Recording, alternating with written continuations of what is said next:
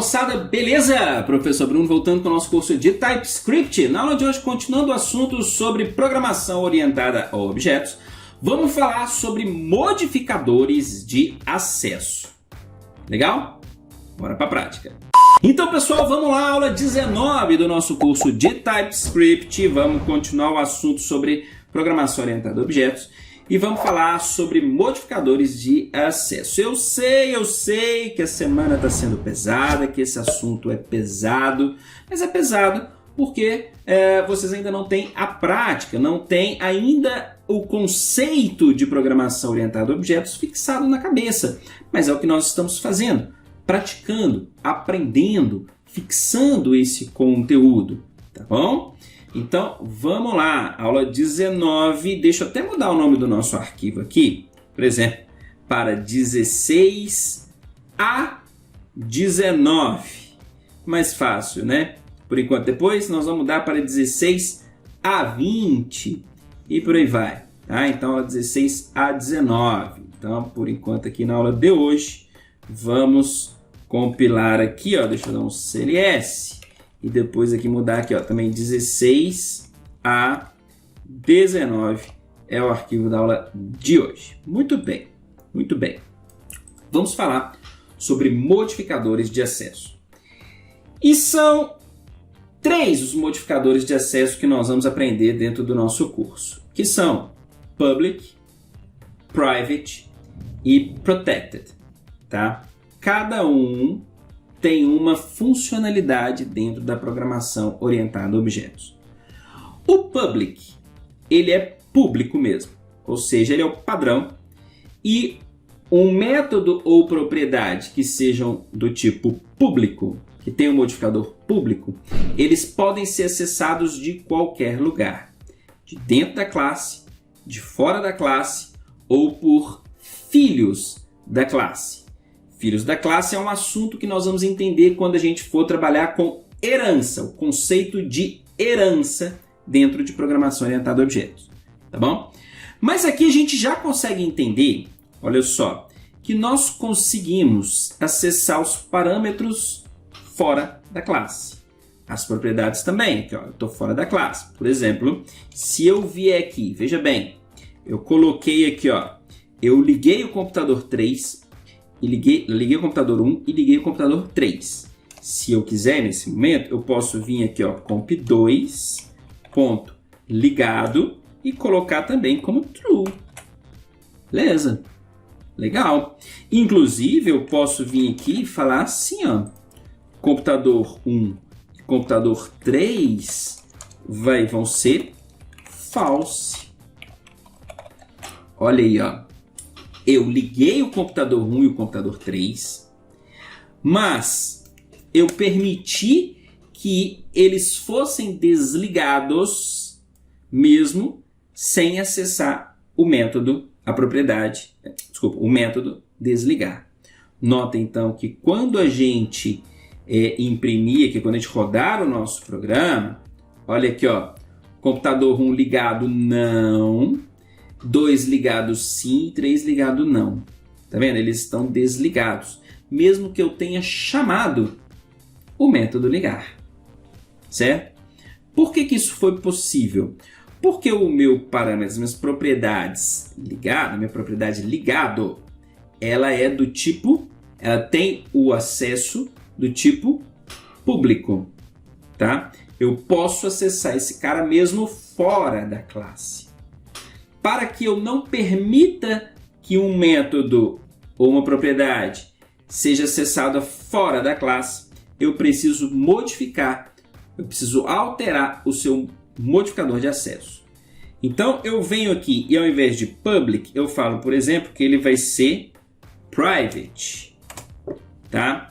Ou seja, eu defini que ligado vai ser privado. E ele não pode mais ser acessado fora da minha classe, fora do meu objeto quando ele está instanciado. É por isso que agora está dando erro aqui, ó. Está dando erro, por quê? Porque ligado, olha lá, ó, property ligado is private and only accessible within class. Ou seja, a propriedade ligado ela é privada e ela só é acessível por dentro da classe ou pela classe. Tá vendo? Então não posso mais utilizar isso aqui, ó. Sempre que eu quiser ligar ou desligar o meu computador, agora eu tenho que chamar o método apropriado para isso. Legal? E com isso, nós vamos definir também que o CPU vai ser private e o RAM também vai ser private. O nome a gente pode deixar como public. Quando a gente não define um modificador de acesso, automaticamente ele é public, tá bom? Então por isso ele é public. Mas você pode colocar aqui, ó, public, caso você queira explicitar isso para quem estiver vendo o seu código, tá? Caso você queira deixar mais claro, você pode colocar aqui, ó, nome ele é público, tá vendo? E todos os outros aqui são privados, ou seja, o nome eu consigo mudar. Se eu vier aqui em comp1.nome, é um rapidão. Eu posso mudar, por exemplo, para super rapidão. Rapidão. Tá vendo? E notem aqui, então, que quando a gente rodar o nosso programa, o computador 1 vai ser o super rapidão. Porque o atributo dele é público e eu posso mudar por fora. Mas para mim o nome não tem nenhuma grande importância assim não. Eu posso deixar ele ali, alterar por fora, tá? Sem problema. Poderia, por exemplo, se tivesse um ID aqui para ele, aí sim, né? Private ID number, aí sim eu não vou me preocupar em inicializar, vou deixar todos como 0 por enquanto, tá? Mas só para poder vocês entenderem que o ID eu não posso permitir mudar do lado de fora, né? Aí sim, só por métodos. Aí eu posso vir aqui, ó, por exemplo, aqui, ó, deixar para inicializar o ID aqui, ó, this.id, vou colocar inicialmente todos como 0, depois a gente faz a administração do ID, tá vendo? Mas por dentro da classe eu posso modificar essas propriedades sem problema nenhum. Agora, por fora, somente utilizando métodos, tá bom? Eu vou colocar aqui, ó, um método, por exemplo, para fazer um upgrade de RAM. Então, vou chamar o método de AP, de upgrade, RAM. Legal? E o que esse método precisa? Ele precisa de um valor, de uma quantidade, um Q, tá? Um QTDE, quantidade do tipo number, para fazer um upgrade de RAM. Ou pode ser só um mudar RAM, né? Porque o nosso upgrade aqui ele vai poder ser para cima ou para baixo, tá bom? Mas, por exemplo, eu tenho um valor mínimo de RAM, um valor máximo de RAM. Legal? E eu quero permitir somente que sejam alterados dentro dessa faixa. E aí, olha qual que é a vantagem da private. Eu vou bloquear esse acesso, eu não vou poder colocar qualquer coisa. Porque, veja bem, se eu simplesmente fizer assim, eu posso falar aqui, ó, this.RAM recebe QTDE, só QTDE, né? QTDE. Legal? Mesmo que ele seja private, olha só, eu posso vir aqui e falar assim, ó, computador 1.upgrade de RAM recebe 0. Ou pior ainda, menos 100. Menos 100 é o valor possível para RAM? Não. Ele é private, tá? Eu já coloquei esse bloqueio nele. Ele só pode ser alterado pela função, mas a função ainda permite qualquer valor. Isso ainda não é possível. Olha lá, eu dei aqui, ó, o super rapidão, a RAM dele está com menos 100. Opa, isso aqui não é um valor possível para RAM. Então eu venho aqui no meu método e coloco o tratamento. Por exemplo, se QTDE for QTDE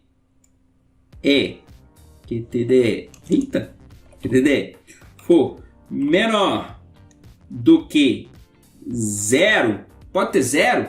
Pode, eu posso tirar a memória dele. Ele não vai funcionar, mas eu posso tirar a memória dele. Se for menor do que 0, e QTDE for... Aliás, aqui é o contrário que eu quero fazer. Eu quero, se for maior do que 0, maior ou igual a 0, que pode ser 0, e QTDE for menor ou igual a 1000, ele atribui o valor à memória RAM.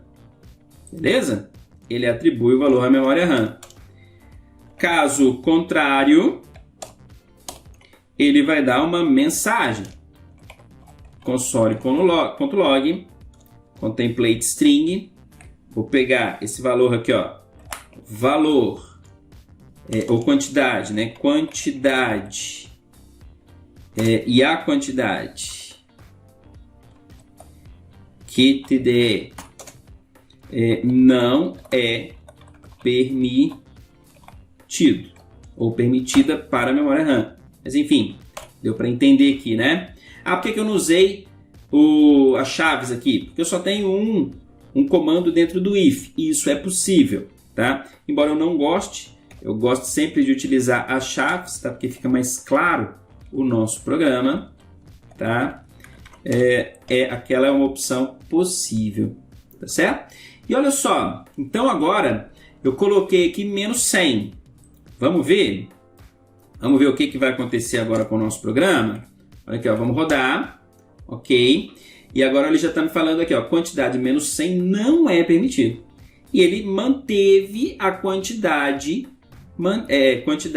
que eu tentei lá, ó. Tá vendo? Que a quantidade original estava definido nele. Então ainda posso até melhorar aqui a minha mensagem. Quantidade tanto para o computador de nome diz nome não é permitido, para eu saber quem que eu estou mudando, né? E vamos só ver aqui como é que vai ficar essa impressão agora. Olha aqui, ó. Quantidade menos 100 para o computador rapidão não é permitido. Legal? Show, né? Muito bacana isso daí. Bom, então agora, mesmo que se eu tentar colocar aqui, ó, 1001 de RAM, também não é possível. Mesmo uma quantidade menor, uma quantidade grande, também não é possível. Aqui, ó, quantidade 1001 para o computador rapidão não é permitido. Tá vendo que legal? E ele manteve a quantidade original de memória RAM.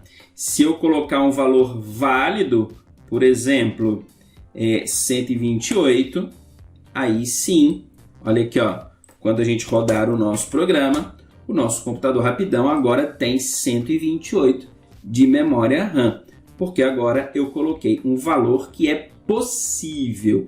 Então, conseguiram enxergar a vantagem de eu definir atributos, propriedades como private. Eu posso delimitar, eu posso garantir, né, um valor válido para aquela propriedade. Certo?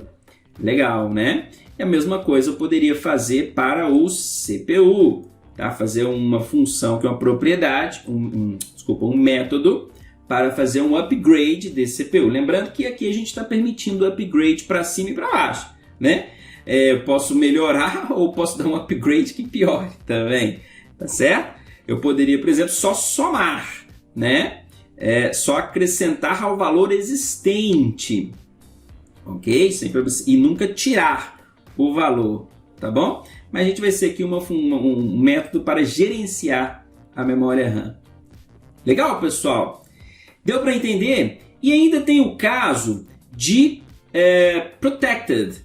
Por exemplo, aqui, ó, protected. O que é um atributo protected?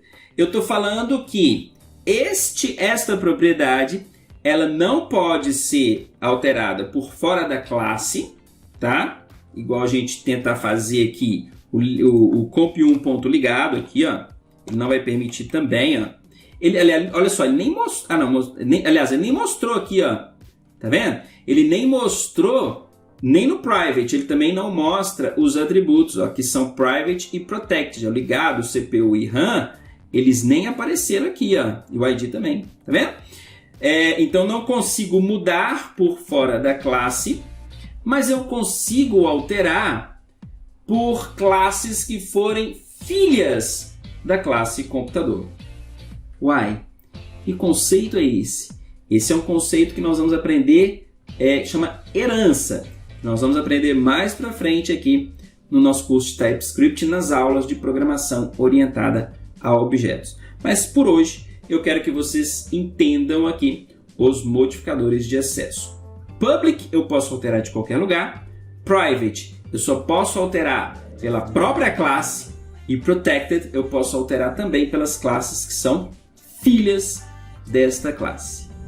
Legal?